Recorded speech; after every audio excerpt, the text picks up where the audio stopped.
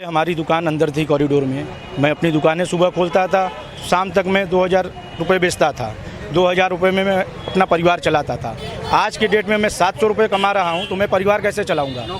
13 दिसंबर 2021 को काशी विश्वनाथ कॉरिडोर या विश्वनाथ धाम का प्रधानमंत्री नरेंद्र मोदी ने उद्घाटन किया, जिसके बाद से ही लोगों के जीवन पर काफ़ी इसका असर पड़ा। और कहा यह भी हमेशा जाता रहा है, दावा यह भी हमेशा किया जाता रहा है कि कॉरिडोर बन जाने के बाद से जो लोग हैं आसपास के रहने वाले या कॉरिडोर में जिनकी कभी दुकानें थी या मकानें थी, उनके जीवन पर ख़ास तौर से असर पड़ा, क्योंकि वो कभी उस कॉरिडोर के हिस्से में हुआ करते रहे हैं। लेकिन कॉरिडोर बनने के चलते जहां विस्तारीकरण हुआ तो उन मकानों और दुकानों से उनको हटना पड़ा।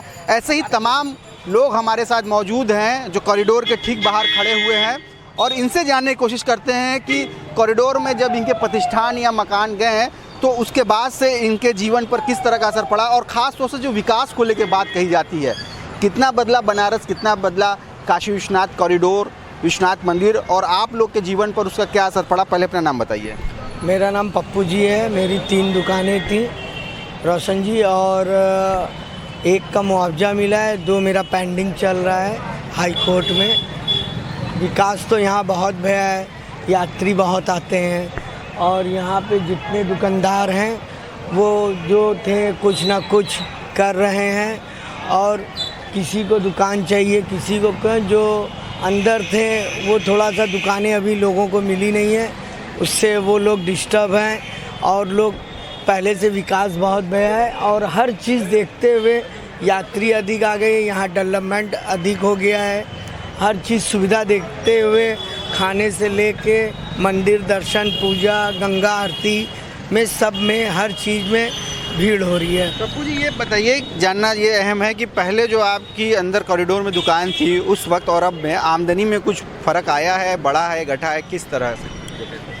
पहले 5000 दुकानें थी, अब गिनती के 50 दुकानें हैं। दुकानदारों का उज्ज्वलता थोड़ा सा ये भया है कि यहाँ 24 घंटे लोग दुकानें खोले रहते हैं, दिन भर एक दो करके, जिसको जो बुलाना पड़ता रहा कस्टमरों को, आइए इधर रख दीजिए, आइए इधर रख दीजिए, वो काम लोग नहीं कर पाते। अब आराम से कस्टमर आते हैं, आराम से लेके माले, फूल, प्रसाद, दूध, जल ये लेके चले जाते हैं। कहना आपका यह है कि पहले काफ़ी तादाद में सैकड़ों हज़ारों दुकानें हुआ करती रहीं, अब गिनती की ही दुकानें रह गई हैं, तो इसका फ़ायदा अब दुकानदारों को मिल रहा है। दुकानदारों को हो रहा है, और उसके अपक्ष में दुकानदार जो पहले 8 घंटा 10 घंटा खोलते रहे, अब वो 14 घंटा 15 घंटा ऐसे दुकान खोलना पड़ रहा है।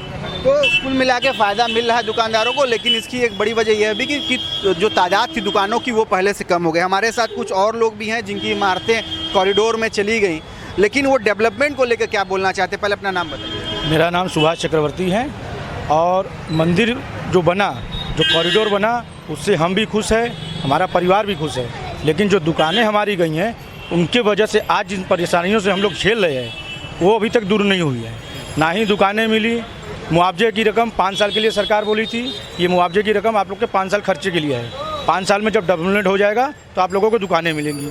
आज की डेट में मंदिर के अंदर मात्र 70 दुकानें हैं और 1000 लोग वहाँ पर थे, वो कहाँ आ गए?